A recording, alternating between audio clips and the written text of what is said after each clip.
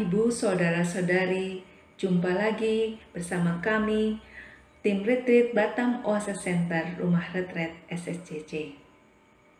Pada tanggal 21 Agustus, kita memperingati Hari Raya Santo Paus Pius ke-10. Pius ke-10 dikenal sangat menentang interpretasi modernis tentang doktrin Katolik, mempromosikan reformasi liturgi dan filsafat skolastik dan teologi. Ia memprakarsai penyusunan kitab hukum kanonik. Dia sangat dihormati sebagai orang suci di Gereja Katolik. Paus Pius ke-10 dengan nama kecil Giuseppe Melchior Sarto lahir pada tanggal 2 Juni 1835 di Reise, Italia. Dalam keluarga, ia biasa dipanggil dengan nama kesayangan Beppo. Ayahnya Giovanni Battista Sarto adalah seorang tukang pos desa dan ibunya Margherita Sanson. Giuseppe memiliki 3 saudara laki-laki dan 6 saudara perempuan. Ia adalah anak kedua dari 10 bersaudara. Giuseppe dibaptis pada tanggal 3 Juni 1835.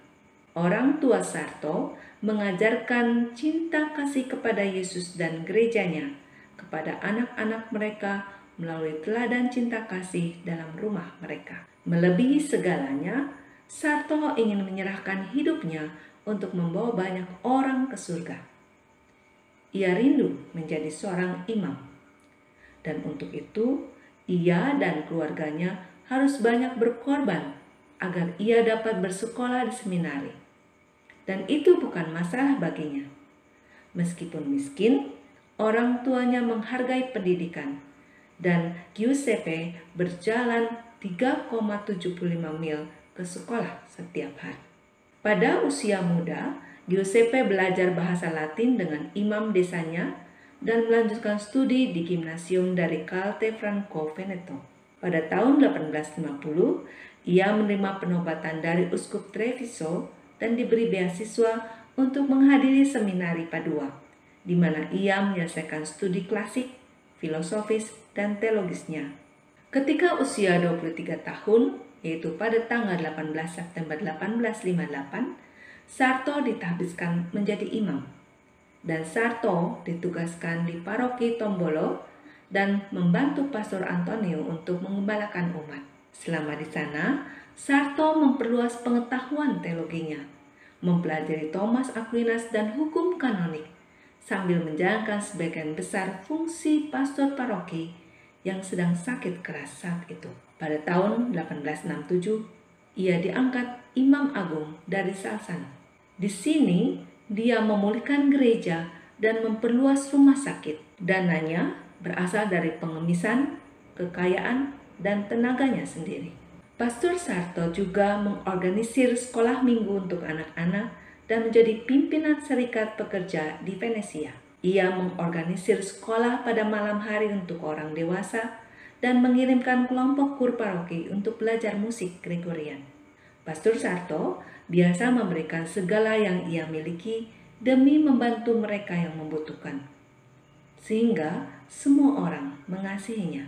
Dia menjadi populer di kalangan orang-orang ketika dia bekerja untuk membantu orang sakit selama wabah kolera yang melanda Italia Utara pada awal 1870-an. Dia dinobatkan sebagai kanon katedral dan kanselir keuskupan Treviso. Juga memegang jabatan seperti pembimbing rohani dan rektor seminari Treviso dan penguji klerus yang mengajar teologi dogmatis dan teologi moral di seminari di Treviso. Sebagai seorang imam, ia sering berjuang untuk memecahkan masalah dalam membawa pengajaran agama kepada kaum muda pedesaan dan perkotaan yang tidak memiliki kesempatan untuk bersekolah di sekolah Katolik. Pada tahun 1878, Uskup Federico Maria Sinelli meninggal dan meninggalkan keuskupan Treviso kosong. Setelah kematian Sinelli, Sarto adalah salah satu yang mewarisi yuridisi episkopal. Pada tahun 1879, Sarto terpilih untuk posisi tersebut, di mana ia menjabat dari Desember tahun itu sampai Juni 1880. Pada tanggal 10 November 1884, ia diangkat menjadi uskup Mantua oleh Paus Leo ke-13. Dia ditahbiskan 6 hari kemudian di Roma oleh Kardinal Lucido Parocchi. Ia diangkat ke posisi kehormatan asisten di tahta kepausan pada 19 Juni 1891. Sarto membutuhkan dispensasi kepausan dari Paus Leo ke-13 sebelum pentahbisan uskup, karena ia tidak memiliki gelar doktor, menjadikannya paus terakhir tanpa gelar doktor hingga Paus Fransiskus. Paus Leo ke-13 mengangkatnya menjadi kardinal dalam konsistori rahasia pada 12 Juni 1893. 3 hari kemudian, dalam konsistori publik pada 15 Juni, Paus Leo memberinya galero merah kardinalnya, menugaskannya di gereja Tilture San Bernardo alle Terme dan mengangkatnya sebagai patriark Venesia. Kardinal Sarto diangkat menjadi paus pada tanggal 4 Agustus 1903. Ia memilih nama Pius ke-10. Secara istimewa, Paus Pius ke-10 dikenang karena kasihnya yang berkobar-kobar kepada Ekaristi Kudus. Kepausan Pius ke-10 terkenal karena teologi konservatif dan reformasinya dalam liturgi dan hukum gereja. Moto Paus ke-10 ada Instaurare Omnia in Christo, yang artinya memulihkan segala sesuatu di dalam Kristus. Dalam ensiklik pertamanya, E Supremi Apostolatus, 4 Oktober 1903, Paus Pius ke-10 menyatakan kebijakan utamanya sebagai berikut. Kami memperjuangkan otoritas Allah. Otoritas dan perintahnya harus diakui, dipatuhi, dan dihormati. Ia terkenal karena mengurangi upacara kepausan. Dia juga menghapus kebiasaan makan paus sendiri yang telah ditetapkan oleh Paus Urbanus ke-8 dan mengundang teman-temannya untuk makan bersamanya. Dia mengembangkan reputasi sebagai orang yang sangat ramah dengan anak-anak.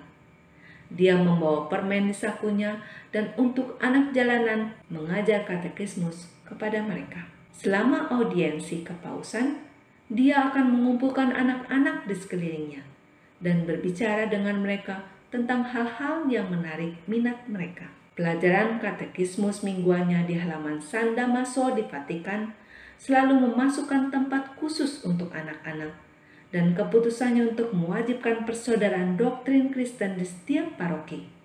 Sebagian dimotivasi oleh keinginan untuk merebut kembali anak-anak dari ketidaktahuan agama.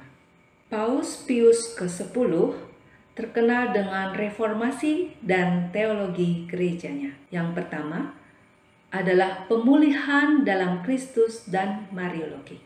Dalam ensikliknya tahun 1904, Ad Diem Illum, ia memandang Maria dalam konteks memulihkan segala sesuatu di dalam Kristus. Dia menulis secara rohani bahwa kita semua adalah anak-anaknya dan dia adalah ibu dari kita.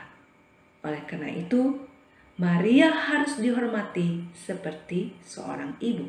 Kristus adalah sabda yang menjadi daging dan juru selamat umat manusia. Dia memiliki tubuh fisik seperti manusia lainnya, dan sebagai penyelamat keluarga manusia, dia memiliki tubuh spiritual dan mistik gereja. Maria tidak mengandung putra Allah yang kekal hanya agar dia dapat dijadikan manusia yang mengambil sifat manusiawinya darinya, tetapi juga dengan memberinya sifat manusiawinya agar dia menjadi penebus manusia. Maria membawa juru selamat di dalam dirinya, juga membawa semua orang yang hidup terkandung dalam kehidupan juru selamat. Karena itu, semua orang beriman yang bersatu dengan Kristus adalah anggota tubuhnya, dan dari dagingnya, dan dari tulang-tulangnya, dari rahim Maria, seperti tubuh yang menyatu dengan kepalanya. Melalui cara spiritual dan mistik, semua adalah anak-anak Maria dan dia adalah ibu mereka. Bunda secara rohani, tetapi sungguh bunda para anggota Kristus. Yang kedua, reformasi liturgi. Dalam kepausannya, Pius ke-10 bekerja untuk meningkatkan devosi dalam kehidupan klerus dan awam, khususnya di dalam doa harian yaitu doa brevir dan misa yang direformasi secara signifikan. Selain mengembalikan kenyanyian Gregorian, ia menempatkan penekanan liturgi baru pada Ekaristi dengan mengatakan perjamuan kudus adalah cara terpendek dan teraman ke surga. Pius ke-10 mempromosikan komuni harian untuk semua umat Katolik. Untuk tujuan ini, Paus Pius ke-10 mendorong penerimaan komuni kudus yang sering. Dan ini juga berlaku untuk anak-anak yang telah mencapai usia kebijaksanaan. Ia juga menekankan agar sering meminta sakramen tobat sehingga komuni kudus dapat diterima dengan layak. Devosi Pius ke-10 pada Ekaristi pada akhirnya akan memberinya gelar kehormatan Paus Sakramen Maha Kudus. Pada tahun 1910, ia mengeluarkan dekret Quam Simulari yang mengubah usia penerimaan komuni dari 12 tahun menjadi 7 tahun, yaitu usia kebijaksanaan. Paus menurunkan usia karena dia ingin mengesankan peristiwa itu di benak anak-anak dan merangsang orang tua mereka untuk menjalankan agama dengan sungguh. Yang ketiga, anti-modernisme. Paus Leo ke-13 telah berusaha untuk menghidupkan kembali warisan Thomas Aquinas tentang perkawinan akal dan wahyu sebagai tanggapan terhadap pencerahan sekuler. Di bawah kepausan Pius ke-10, Neotomisme melakukan pendekatan teologi. Mungkin aspek yang paling kontroversial dari kepausan Pius X adalah kecamannya yang keras terhadap apa yang disebutnya modernis, yang dianggapnya sebagai bahaya bagi iman Katolik. Yang keempat, Katekismus Santo Pius ke-10. Pada tahun 1905, Pius ke-10 dalam suratnya Acerbo Nimis mengamanatkan pendirian persaudaraan ajaran Katolik, yaitu kelas katekisasi di setiap paroki di dunia. Katekismus Pius ke-10 ini populer dan digunakan di Provinsi Gerejawi Roma dan selama beberapa tahun di bagian lain Italia. Karena realisasinya sederhana, polos, singkat, sehingga katekismus ini digunakan seragam di seluruh dunia. Katekismus Santo Pius X dikeluarkan pada tahun 1908 di Italia sebagai Katekismo della Dottrina Cristiana. Kardinal Joseph Ratzinger pada tahun 2003 mengatakan bahwa Katekismus Santo Pius ke-10 yang sudah berusia hampir 100 tahun masih berlaku dengan mempertahankan nilainya, sedangkan cara-cara mentransmisikannya, isi iman dapat disesuaikan. Yang kelima, reformasi hukum kanon. Pada tanggal 19 Maret 1904, Paus Pius ke-10 menunjuk Komisi Kardinal untuk merancang seperangkat hukum universal. Dua penggantinya bekerja di komisi itu, yaitu Giacomo della Chiesa yang menjadi Paus Benedictus ke-15 dan Eugenio Pacelli yang menjadi Paus Pius ke-12. Ini pertama kitab hukum kanonik yang diresmikan oleh Benedictus ke-15 pada tanggal 27 Mei tahun 1917 dengan tanggal efektif 19 Mei 1918. Keenam, reformasi administrasi gereja. Pius ke-10 mereformasi Kuria Romawi dengan konstitusi Sapienti Concilio, yaitu pada tanggal 29 Juni 1908, dan menetapkan aturan baru yang memberlakukan pengawasan uskup terhadap seminari dalam ensikliknya Pieni Yanimo. Dia mendirikan seminari regional dan menutup beberapa yang lebih kecil, dan mengumumkan rencana baru studi seminari. Dia juga melarang para imam untuk mengelola organisasi sosial. Kematian dan penguburannya. Pada tahun 1913, Paus Pius ke-10 menderita serangan jantung dan kemudian hidup dalam bayang-bayang kesehatan yang buruk. Pada tahun 1914, Paus jatuh sakit pada hari raya Maria diangkat ke surga, yaitu 15 Agustus. Penyakit ini tidak kunjung sembuh. Kondisinya diperparah oleh peristiwa yang menyebabkan pecahnya Perang Dunia Pertama, yaitu 1914 sampai 1918, yang kabarnya membuat Paus berusia 79 tahun itu dalam keadaan melankolis. Paus Pius ke-10 wafatnya pada tanggal 20 Agustus 1914 dalam usia 79 tahun. Pada nisannya tertulis, lahir miskin dan berhati lembut, tekun melakukan kebaikan, beriman, hidup miskin, mati pun miskin, dimahkotai hidup suci. Pius ke-10 dimakamkan di sebuah makam sederhana dan tanpa hiasan di ruang bawah tanah di bawah Basilika Santo Petrus. Dokter kepausan memiliki kebiasaan membuang organ untuk membantu proses pembalseman. Pius ke-10 secara tegas melarang hal ini dalam penguburannya, dan para paus berturut-turut melanjutkan tradisi ini. Makam Pius ke-10 terletak di dekat makam Paus Yohanes ke-23 dan Paus Yohanes Paulus II.